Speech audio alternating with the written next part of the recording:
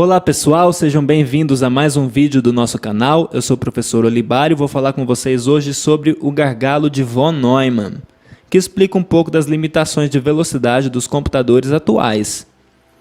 Para começar, se você ainda não assistiu ao meu outro vídeo sobre máquina de von Neumann, eu sugiro fortemente que você o assista para que você entenda bem essa apresentação de hoje. Eu vou deixar um link na descrição do vídeo e também deve estar aparecendo algum botão aqui no canto da tela para você poder assistir esse outro vídeo aí. Eu começo a apresentação de hoje com essa citação do Robert Sebesta do livro Concepts of Programming Languages. Ele diz o seguinte: a velocidade da conexão entre a memória do computador, e aqui ele se refere à memória principal, a memória RAM, e o processador, normalmente determina a velocidade do computador. Então ele está dizendo, a velocidade da conexão entre a memória do computador e o processador determina a velocidade do computador de maneira geral. Poxa, como assim? Vamos pensar na nossa máquina de von Neumann. O que acontece o tempo todo? O processador vai ficar buscando instruções na minha memória para que ele possa decodificar essas instruções e executá-las. Acontece que ele faz todo esse ciclo aqui a uma velocidade muito maior do que a velocidade com que a memória consegue fornecer esses dados para ele. Então pensa comigo, o processador vai na memória inúmeras vezes para buscar instruções, mas a memória, que é bem mais lenta, não consegue entregar essas instruções para ele à mesma velocidade. O que vai acontecer é que o processador vai ficar ocioso uma parte do tempo. Então a gente fala que a CPU vai ficar parada uma parte do tempo e a gente não quer que isso aconteça. É exatamente isso que é o gargalo de von Neumann. Então o gargalo de von Neumann é essa limitação, tá, do balanceamento entre a velocidade com que a gente consegue ler e escrever da memória e a velocidade com que o processador consegue fazer o seu ciclo de busca, decodificação e execução dessas instruções. Para nós entendermos esse gargalo com mais detalhes, nós vamos olhar as características de velocidade do processador e da memória. Há dois fatores muito importantes para determinar a velocidade de um processador. Não são os únicos, mas esses aqui são bem importantes. O primeiro deles é o que a gente chama de clock, ou relógio. Este clock ele determina o número de vezes que o processador é capaz de executar um ciclo completo, ou seja, o número de vezes que o processador consegue buscar uma instrução, decodificar a instrução e executar a instrução em um único segundo. Para quem tem sistema operacional Windows, por exemplo, se vocês forem em Meu Computador Propriedades, vocês vão ver essa velocidade de clock do processador. Então aqui a gente tem um exemplo de um processador Intel Core i7 e aí a gente tem a velocidade aqui de 2.7 GHz. Se você não sabe o que é giga, assiste ao meu outro vídeo que vai estar aparecendo aqui na tela para você entender o que é esse prefixo, mas quer dizer bilhões de hertz.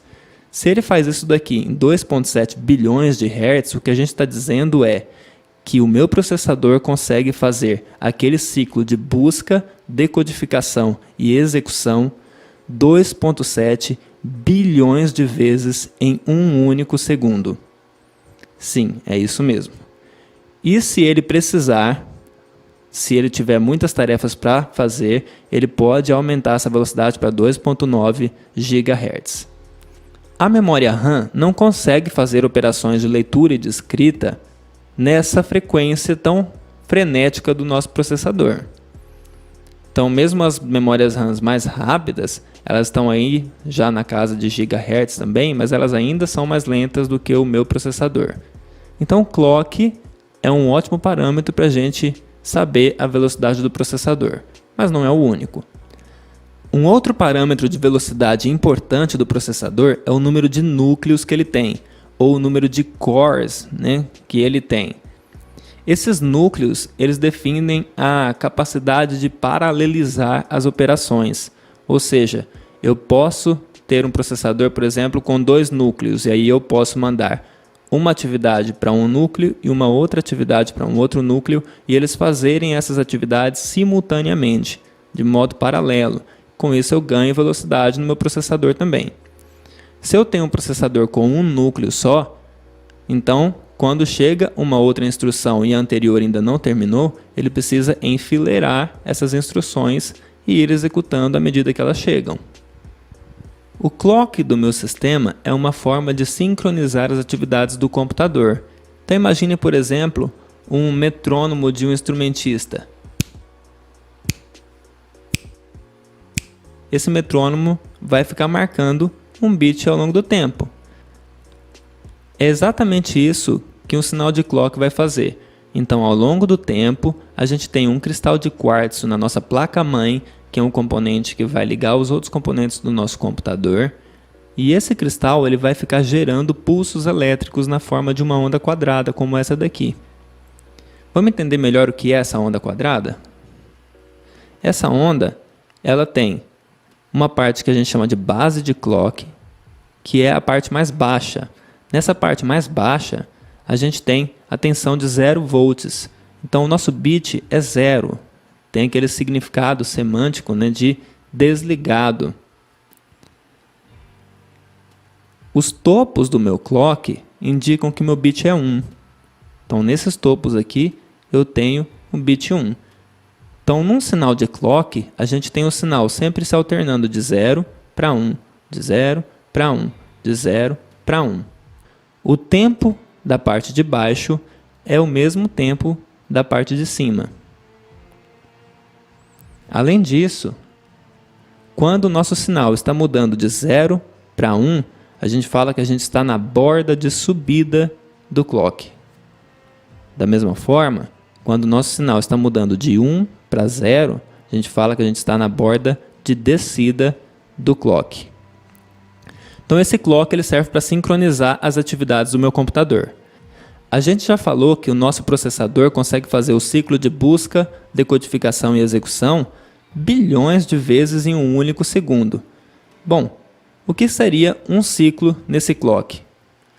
Um ciclo seria exatamente o que está sendo mostrado aqui, nesse tempo t. Então, ele é o tempo transcorrido entre o momento em que eu tenho a base do meu clock e o topo do meu clock.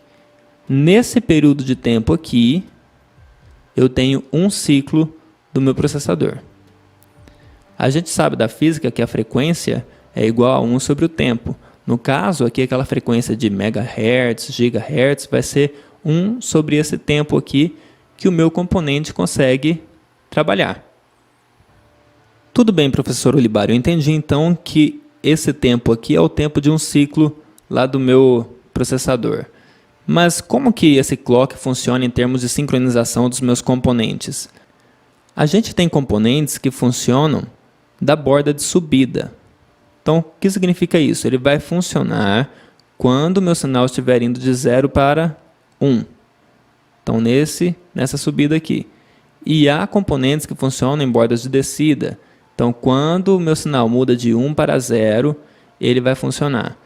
Isso significa que, se eu tenho uma memória que funciona nas bordas de subida de clock, ele vai conseguir mandar os dados só quando eu estiver nesse meu 1. Se eu tenho um componente que funciona só na borda de descida de clock, eu vou conseguir mandar os meus dados quando eu estiver no meu 0. É assim que funciona esse sincronismo entre os componentes. Maravilha, professor. Mas e aí? A gente tem esse gargalo e a gente não pode fazer nada para diminuir esse gargalo, essa diferença de velocidade entre processador e memória? Sim, a gente pode fazer alguma coisa para melhorar. As duas principais coisas para melhorar isso daí são, primeiro, mais direto para a gente pensar, melhorar os componentes de interconexão e a memória RAM. Então, entre o meu processador e a minha memória, existem vários elementos de interconexão, que a gente chama de barramentos. Esses barramentos, eles também têm uma velocidade de tráfego de dados. Se a gente melhora eles, a gente pode melhorar esse transporte de dados aí. A gente também pode melhorar a tecnologia das próprias memórias RAM. Por exemplo, as memórias DDR SDRAM, elas conseguem entregar dados tanto na borda de subida quanto na borda de descida de clock. Então, em relação a uma memória comum, elas podem ser até 2 vezes mais rápidas. Uma outra estratégia para minimizar o gargalo de von Neumann é usar memórias cache. As memórias cache são memórias muito mais rápidas do que as memórias RAM e elas ficam no nosso processador. Basicamente, elas funcionam da seguinte maneira: o processador mantém cópias de partes da memória RAM na memória cache, que é mais rápida.